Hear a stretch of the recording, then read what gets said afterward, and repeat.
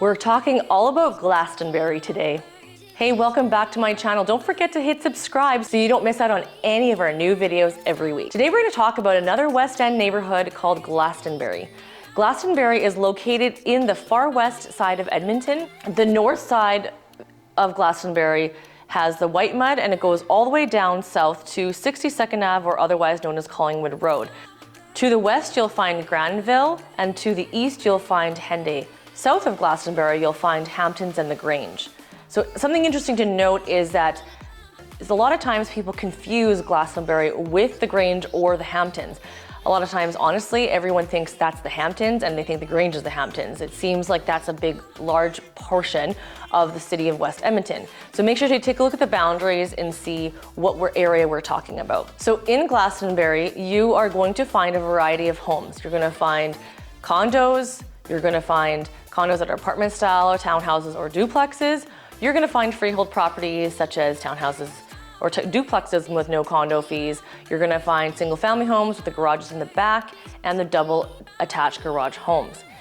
Glastonbury is relatively newer, but they do stem usually from the 1990s, early 2000s.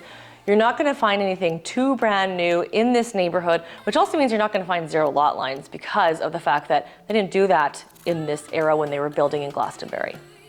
In Glastonbury, in the last 12 months, there's actually been 60 sales. Now, fun fact for you, the highest price home in Glastonbury sales was actually in 2007. So that was actually the peak of our real estate market here in Edmonton. And there was a bungalow that sold for over $1 million, just over $1 million. So that's insane, because if you take a look at the average price selling now, we see the prices range from $300,000 to $645,000 in the last 12 months. The most expensive area though is Galland Close. This is a more private area in Glastonbury. Glastonbury does have the executive area, and that's what I would call this area.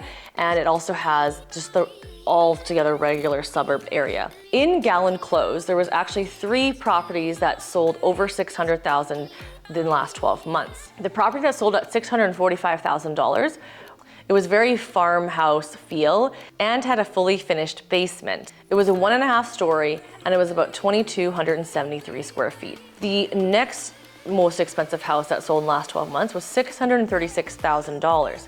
It actually didn't have as much renovations, and so it felt a lot more dated, but it had a lot more square footage. It was a 2-story at 2,775 square feet. You don't typically see homes this size sell in Glastonbury. The average home type and size in Glastonbury are the double garage attached in the front homes that are about 2,200 square feet, 2,000 to 2,200 square feet is the average. Now the size I've seen as low as 1,700 square feet all the way up to 2,700, but the most common square footage size is 2,000 to 2,200 square feet. When you take a look at the detached garage homes in Glastonbury, so these are the homes with the garages in the back, you will find a lot of properties still with no garages. So there'll just be a parking pad in the back. That combined with the low square footage of 1,100 square feet, you'll see lower price points in this type of home. So those price points range from $329 to $380 on average. I have seen some that go all the way up to $400. Of course, the higher up on the scale you get, the more likely there's actually a garage built, and the more likely that is bigger in square footage. These homes range from about 1,100 square feet to about 1,600 square feet.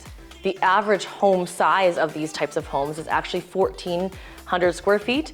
So if you find a 1,400 square foot home with a detached garage, that's about the average. And so you're looking in around the 370 to 380 range, depending again on finishes, but that's based on what's sold in the last 12 months.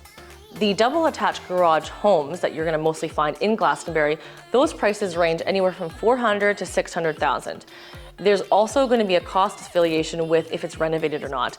The chances of a property being renovated in this area, it's kind of 50-50 because it is in the era that it's only still within 20 years old.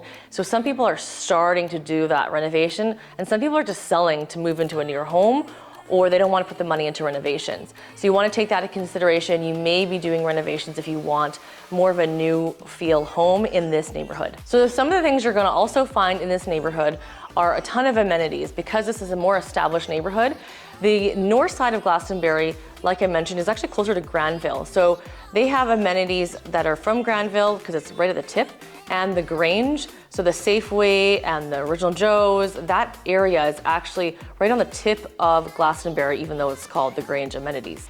If you go down to the southern part of Glastonbury, you are going to, like I mentioned, be confused and think you're in the Hamptons, because the amenities there are going to be the Hamptons amenities of Save On Foods. There's a Shoppers Drug Mart, and there's a Mediclinic there. So if you need to go and you need to go somewhere in the middle of the night, like Shoppers Drug Mart is, I believe, open 24 hours there. Just double check to see if the Shoppers actually is open 24 hours or if it's just until midnight. But it is a good place for, moms and dads always want to know where they can run to in the middle of the night if needed. Finding a gas station in both those areas is actually very easy because they both have gas stations. There's restaurants in both of those areas, so you're gonna find a BP's in the Hamptons area, there's a Teriyaki Corner, there's a McDonald's, so you're not gonna have a shortage of food there. And then the Grange section, in the Grange you're gonna find Thai food, you're gonna find Original Joe's, you're gonna find pizza, so there's a lot of opportunities for food, so you don't have to worry about easy accessibility that way. Now, something's just a side note to note, in Glastonbury and Edmonton in general, you can use Skip the Dishes or Uber Eats. If you're looking for other amenities such as the gym or activities for your kids, where are you gonna go? You're just gonna hop on 62nd Ave on Collingwood Road or White Mud, whichever side you're closest to, and head to Collingwood. In Collingwood, you're gonna find the YMCA, and they have tons of activities like swimming and gym classes and leadership classes and crafts and day camps and that stuff like that. The Lois Hole Library, which also, other than a library, has a lot of extracurricular classes, and a lot of them are free. And right beside the Lois Hole, you're gonna find the Collingwood Rec Arena, and they've got 2 ice rinks there. You've got a big green space, there's a skate park over there, and there's also a big giant spray park in the Collingwood area. Now, speaking of spray parks, there's actually a spray park in Glastonbury with a pretty large park. It's kind of like a shake and bake playground because they've got sand and they've got the spray park. That bigger park's name is called Glastonbury Park, and you'll see the address of the location down below. There is a smaller park in Glastonbury, and I'm sure kids in the neighborhood have a different name for this because they don't probably call it the official name, but the official name is the John Patrick Gillespie Park. In Glastonbury, there's also a ton of walking paths.